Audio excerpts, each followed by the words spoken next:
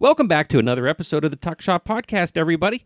I'm Matt Cernell here again, wrapping up, getting close to the end of term, about a month left. Yeah, you all remember that fun time, getting close to finals. Couple things that David wanted me to mention. He couldn't be here today, but a couple things he wanted me to mention. Alumni board voting is live, so you can get that it'll be on the link down below of the podcast, as always, as well as on the social media. Board seats up kind of helps the direction of the organization, as well as registration is now live for the reunion at the end of May. The media, music, he always gives a name that I can never remember. Music, media, and more. Reunion. Advocate. Programming board, WUPJ Radio, WUPJ TV, Backroads, all those folks, welcome to attend. Again, registration's open. Link will be down below. You can find all that on the social media, get the details. You can stay over. There's going to be a couple days, a day or two at event. That's the last end of May for that one as well. So make sure you get a chance to come back and enjoy. So those two things are the kind of the highlights, but I didn't want to wait too long because it's very rare that the guest is ready to go. Hey, you forgot the alumni hockey game for the Tomahawks. But I guess in theory, April because 5th, this will be right? out today, it'll be April 5th. You have 2 days to still get tickets. So I'll put that in the link too. That's a good idea because I'm thinking timing and usually. I have hockey on the brain. Why? Well, because my Penguins are doing horribly. Yes. But I'm still watching them. I'm a diehard fan. I won't Oh, walk sure. away from my team. I'm watching Pirates games, so Me too. Go Love figure. them too. For those of you who don't recognize who's talking, and it's certainly not David, Dr. Julie Wagner is joining us on the show. Has the fun, just like David, just like me, of being both a current paid member of the university community and an alumni of UPJ. Class of 86. What do you teach? For those Criminal of you who justice. Anything criminal justice related. let's do it chronologically. What brought you to UPJ? Oh, my goodness. Chronologically. Wow. Well, I left here in 1986. And to pay off my student loans, I went into the military. No. I mean, what brought you as a student? Oh, I was getting that. You said chronologically. Oh, okay. Oh, what brought me as a student all those years ago? Yeah. Oh, I wanted to stay close to home. I'm Okay. a homebody. I wanted to stay home. But when I graduated, see, in 1985, Dr. Alvanucci was amazing. And I took a class with him, and he got me interested in Latin America. So when I did that exchange program to Brazil, Okay. I had the travel bug. So as soon as I graduated, I went into the Army because I knew I could travel that way, free, even better. But then I came back because there's no place like home. I had my ruby slippers on, clicked them, and came home. And I found a job with the county, and I did that job for a few years, but I always wanted to be a police officer. So I joined the Johnstown Police Department and did that for nearly 20 years. And then one day I got this awesome phone call from a former U.S. attorney who was teaching here at the time. He was teaching the digital crime class. He said, "Oh, I'm retiring. I hear you're going to retire soon, too. You want to replace me?" And that was the greatest phone call ever. Because here I am. It turned into one class and then 3 classes and full-time for a few years off and on between adjunct and full-time. And I absolutely love it. In between those years, of course, I went and finished a master's degree in counseling studies and then my PhD in criminal justice. What was your PIT degree in? It was in sociology. Sociology. We didn't have criminal justice way back then. No, when's the criminal justice program came online about? About 11 or 12 years ago, because I've been here now for 10 years. That's what I was thinking. It was about that time, somewhere 12, 15. Yeah. So sociology. Is there a reason you picked sociology? I always like I'm a talking people watcher. Okay. I'm a people watcher. You know, the next time you're in an elevator, don't turn around like everybody else and look at the door. Look at the people. See what happens. Do you do that a lot? No, What's the not reaction? anymore. Not anymore, but I used to, and that's thanks to Dr. Capon, former sociology teacher here. He had us do weird stuff like that, just to do sociological experiments. I like watching people. I like seeing reactions. I like to know why they do the things they do. And sociology is very interesting to me back then. What were you involved in when you were a student here at UPJ? Well, I did do the Center for Latin American Studies trip to Brazil in 1985. I was a sister of Zeta Sigma Tau sorority. I was a little sister of Acacia for a while, but they folded. And once they folded the Little Sisters. And once that happened, I became a little sister of Delta Chi. And I really enjoyed that organization. It was a lot of fun to be down at Delta Chi and do events with them. And now I'm very happy to be their co-advisor. So you spend all this time, you get this experience here at UPJ, and you like you said, I wanted to travel the world. You went into the Army. What did you do in the Army? I was a Russian linguist.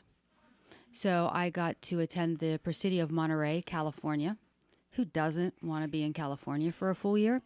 But I studied Russian. Way back then, I did become fluent, and I translated. The Army sent me to Germany. I got to see the fall of the Berlin Wall in 1989 and do some of the translations for the government back then. What was that like, being there in that time that was such a transformative period? Crazy. It was amazing to see people coming across the border, 8, 10 people packed in a car, little cars. They had those little tiny ones called trabants. They would pack as many people as they could, suitcases tied with whatever ropes they had to the roofs of their cars, coming into the free world for the first time. It was amazing to see their faces and to see them walk into a store, and things were so different. I mean, not saying that they had, they did have a rough life. They didn't have things like we did. And sometimes things we take for granted. They couldn't walk down to the store and get a loaf of bread or a bag of flour. They had to get a ticket. They had to stand in line, and it was rationed. So, and my own family from back then, the former kingdom of Yugoslavia, now it's Slovenia. I've always heard the stories. Oh, we had to go get in line and get bread and get eggs and get flour. And sometimes they ran out, and you waited another week to get it. Same with gas.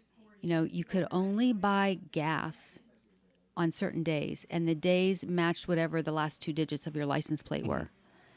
So, sure, we've rationed here occasionally during times of war, but this was daily life. This wasn't just for a year. This was life. So that had to probably be very interesting to watch, and certainly see the reaction to people almost having that shock at getting in there as a sociology student. It was. See that. And you could see that they were afraid of the West. That's what they learned. That's what they were taught, that the West is bad, the West is evil. And then suddenly they're here and they're welcomed by people. I mean, everybody was welcoming the people from Eastern Europe. As soon as those checkpoints opened up and people could come through freely, it was amazing. So you spend all that time in the Army, you come back, and what was that impetus to be a police officer? Did that always existed, or did you pick that up kind of after college? In 4th grade, a teacher asked, "What do you want to do when you grow up?"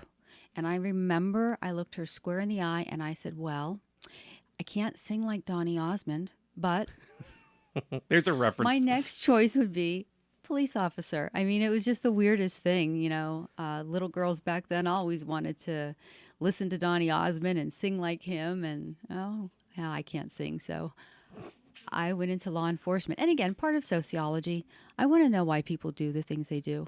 I want to understand them, and I want to help them if I can. You know, policing, most people don't realize, is part of the helping professions. We're not all out there locking people up. We're giving that information for a community resource, a food bank, a counseling center, a domestic violence shelter. We are out there for people, and it's a good job. Did you have a focus? Because you said you spent 20 years at Johnstown PD. Just shy of 20 years. I bought my military time to retire early. Did you have a focus, or did you move between different areas in the JPD? I did a few different things. Everybody starts on patrol. You've got to get your time on the street. You got to get your feet wet. You have to do those traffic stops and do those crazy calls. Anything from there's a snake in my yard, get my cat out of the tree, pull my 7-year-old out from under the bed and take him to school, to domestic violence, to assaults. You've got to do it all on patrol. And I did that for 5 years. Then I was very lucky. I went into the Johnstown Middle School as the school resource officer for another few years. And then even more lucky, I was getting my master's degree in counseling studies, and all of my work had been with juveniles from my former employment with the county. And the chief saw that as a positive. So when there was an opening, I was made the juvenile detective for the city of Johnstown. And I did that for most of my time, the rest of my time. I got the expertise in child abuse and sex crimes. Sad, but someone has to do it. Mm-hmm. And I absolutely loved that job. It was so rewarding to watch someone enter my office as a victim and leave as a survivor. And certainly, for those who are kind of don't know the whole area and stuff, this Johnstown PD is the big police department around here. Well, it was back then. Yeah. We had more than 50 officers. Now, I believe they're in the 30s. It has shrunken with the population of Johnstown. Sure. But it's still large for Yes, it is. It is. Compared to everybody. I'm used to, again, I ran Geisttown. Oh, yeah. So it's like, I think we had, at our peak, we had 3 full-timers and about 8 part-timers. Sure, but Richland has grown and expanded immensely. So true. They may have more than Johnstown now or be about equal. I'm not sure. I haven't seen numbers in Richland lately, but you might be right on that one. But that's where people were. That's where a lot of the action that was happening day in and day out. Business was occurring and people traveling. You had the good, the bad, the indifferent. I mean, your day on patrol was what you made it. When you come here to teach, what is that? Everyone has come back. I don't really have this feel because I never left in most ways. David's talked about it a little bit when he comes back. What was that coming back and saying, I'm back on campus, but I'm now here in a role that I used to not fathom. Like I have to go and sit in these classrooms with people, and now I am the person. Any of my classmates, they never would have pictured me as a police officer, let alone a professor, a full-fledged PhD. I enjoyed those parties back then when we were allowed to have them.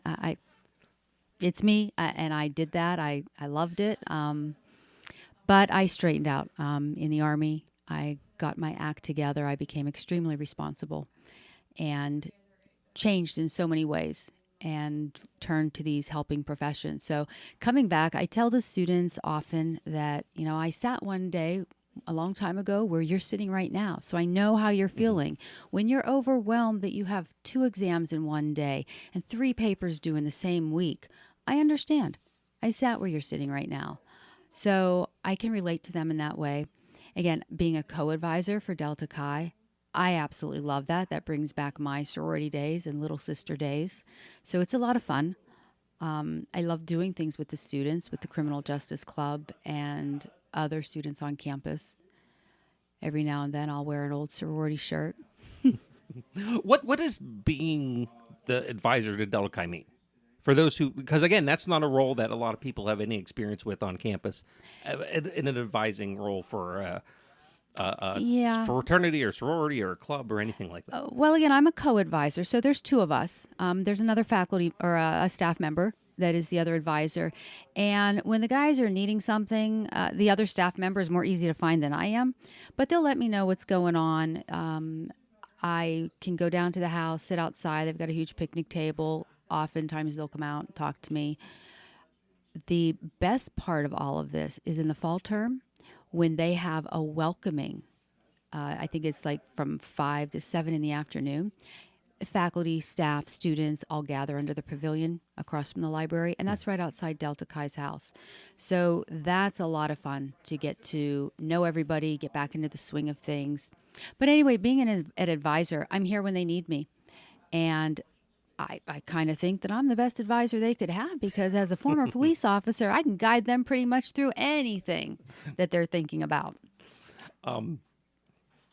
It is really kind of neat. So you get this call. You're coming in. You're teaching criminal justice. What people have a lot of potentially have a lot of misconceptions, especially because being a relatively new major, there aren't the experiences people have as saying, "Oh, I was here in 1994 and my roommate was a criminal justice major." What does that encompass as a major? What do you when you come here and say I'm going to be criminal justice? What do you study, and what are you going to do post graduation as a criminal justice major here at UPJ? Okay, well, as the major is set up, there are certain requirements. Intro to criminal justice. There's criminology. Of course, you got to have those ologies in there, the theory.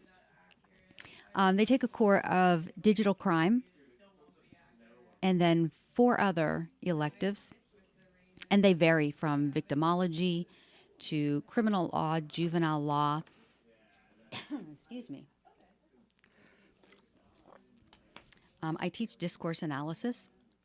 Next year, I'll be teaching child forensic interviewing. So there's a wide variety of classes, but we also have the digital track combined with the computer science department and information systems, where they learn to do that data search on a cell phone or a computer. So they do get a lot of experiences.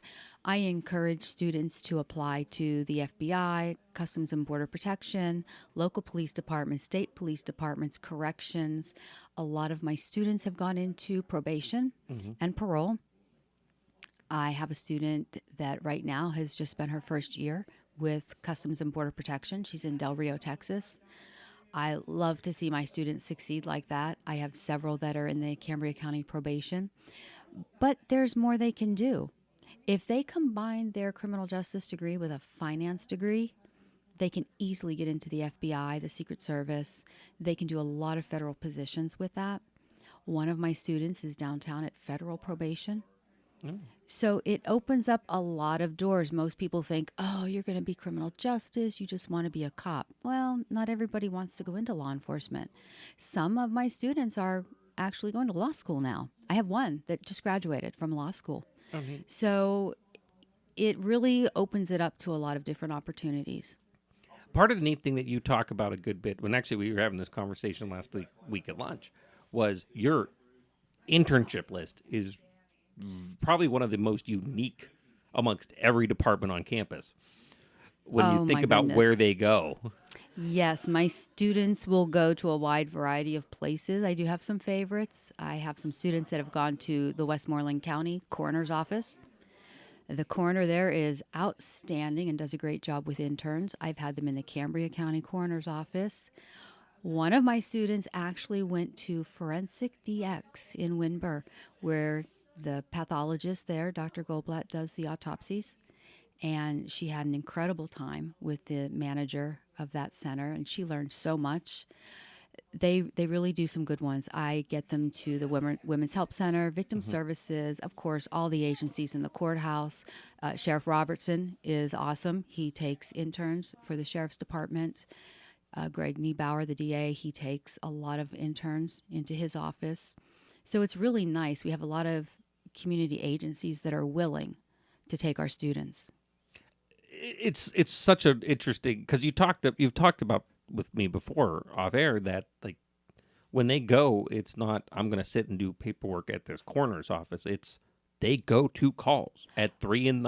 Absolutely. and do everything. Absolutely. One of my girls last year with Cambria County coroners, if there was a car accident at 3 o'clock in the morning, she would get the call. She would jump in her car. She would go meet one of the deputy coroners, and she would be on scene with the coroner. It was absolutely hands-on. I can't get a better real-world experience than that. Also, when my students go with Chief Polino, Stony Creek Township, or if they went to the Johnstown Police Department, they were given a bulletproof vest, and they went on calls with those officers. Obviously, safety is first. You know, they don't get out of the car until the officer tells them it's safe, but they still outfit them in that bulletproof vest just in case. There's always a safety issue. They learned a lot. They've gone out with the Cambria County Emergency Response Team on call-outs at 4 in the morning. So they really get that experience that you don't just go home and go to bed. When you're in these types of professions, just like the medical field, you're on call. And phone rings at 4 o'clock, you go. If you're in the middle of Thanksgiving dinner, you go. So, and it's happened to me several times, Thanksgiving, Easter, Christmas. When that call comes, you just go. It's really neat to hear these kind of the story what the students are doing, because you get to share them with us a bunch of times when we talk. Let's talk a little bit about, we talked about your career and your passion for criminal justice and your teaching passion. Let's talk about something a little different. You texted me about a year ago with, and I think I might have it someplace. It was literally like, I think we're related. Yeah. through family connections and different things. There's family connections through Slovenia. You started talking a little bit about that as part of your example of the end of the Cold War. What's that mean? How do you connect with Slovenia? And what's that? I know you do some things there, so talk about it a little bit. Yeah. Well, I'm proud of this area. I'm proud of our history of coal mining. My grandfather, great-grandfather, several uncles have all worked in the coal mines. My dad is first-generation American, so I'm second-generation American, and they always kept those connections to the old country. So my grandfather being from Slovenia, his whole family was there, all except one brother, and of course his father came over to earn some money for the family to send back. Everybody is there. And my grandmother, knowing that times were very difficult, always sent care packages to the family, hand-me-down clothes of my father's and my aunt's, his sister. They sent foodstuffs and different basic necessities to the family back home. There was always that contact, always that connection started by my grandmother. I also have had contact with my cousins, writing letters back and forth for years. And finally, in 2012, I was able to go to Slovenia for the first time. Prior to that, I was restricted because of my military duties. But in 2012, I finally did it, and I met all of those cousins I've been writing letters to my whole life. And it was amazing. And going through the genealogy on Ancestry.com, and MyHeritage is the one most Europeans will use, I was able to trace probably 9 generations back, and it's absolutely amazing. And you are in my pile. Yep. You're in that wood pile somewhere. Somewhere along the way, your family married into my family married back into yours, and yeah, we are distant cousins somewhere in that pile. We got to sit down one day and just do the chart. And it's amazing, because my dad has a pretty good idea where that connection is. The small village of Crane in Somerset County, right outside of Wimber. I mean, I know it's really small now. There's not a lot of people still living there. That was a booming community in the early 1900s. My grandfather opened the first post office there, and he named that village Crane after Krajina, Slovenia. And the history, and most of the people in that village were from an area called Sveti Vid and Cerknica in Slovenia. So we have that connection. So many people came from the same area. And when I go back there, it's really amazing to take those photos and send them back to everybody. It's like, hey, this is your grandparents' house. This is your grandparents' house. It's really cool. It's a lot of fun. It's pretty neat. And it's just kind of one of those fun things where you walk through campus, and if you get to social science, there's a lot of my doors littered with Slovenia poster, and I have the flag, and you have your stuff out, and it's just like, whoa, where'd we come from? And it's like, that was the first right thing that made me think, because nobody knows where Lake Bled is. No, I have the big giant suddenly, Lake Bled poster. I on walk my door. into the office. This guy who used to be in business is now in this office, and I saw that sign on the door. I couldn't believe it. Nobody knows where Lake Bled was, so I couldn't wait to get in here and talk to you. Yep, and it worked out, and it apparently. Like I said, we have to sit down and actually do a chart at some point. Yeah, we do. But I don't think it'll be certainly on the podcast, and probably not at lunch today. But Anyway, that's kind of what I wanted to go over. Anything you think I left out that you wanted to talk about, or Oh, I don't think so. I just think it's you want to talk great. about the parties? Or no? You Oh, want to, no. We're not going to go back to Okay. those party days. I've grown up since then. Yeah. But I like walking on campus. There are good memories of Zeta Sigma Tau. There is a tree parked, oh my gosh, planted right across from Biddle Hall, between Biddle and the library, that is a dedicated tree to Zeta Sigma Tau sorority from the year that we folded. I believe it was 1989, possibly 1991. I get those dates confused. But it's nice to see the memorial tree and to walk around campus and remember those good days and create more good days. And we're going to keep making them. We are. Thank you, Julie, for coming and sitting down. We were going to do this a couple weeks ago, but you have faculty advising, and advising is... Oh, advising is killer. It Yeah. really is. Now I know what I put my advisor through.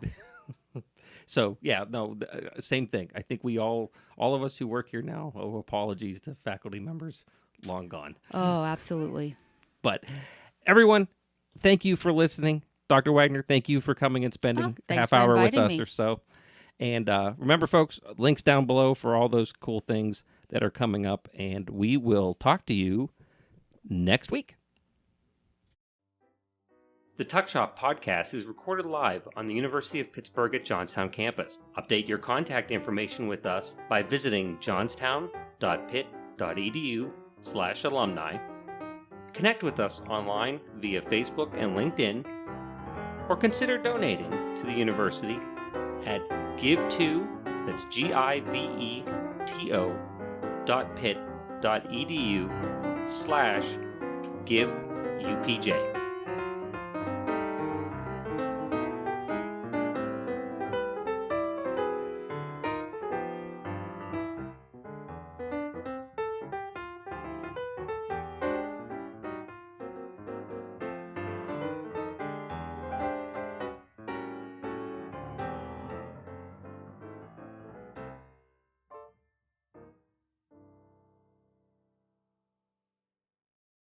This has been a production of Quantum Wave Media.